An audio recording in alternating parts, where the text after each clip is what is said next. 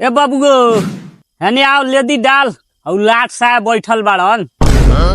हाँ लाट साहब है ना। लाट साहब ना हमार झाट साहब हउआ। तारा से तो एगो बियाइल बकरी ना बाही। बहन चोदऊ तोहरे खानी छिनार बानी जे उहे काम करत फिरे ले। छिनार होइल ही नहीं खा दुआर पर 4 बेर पंचायती बैठा दहल।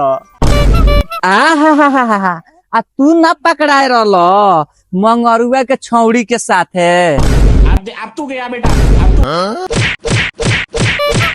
करे न देख बेटा ये बात सही हो ना। मेरा रू सारा सर झूठ बोलता सरवा हमरा के पिटवावे खातिर।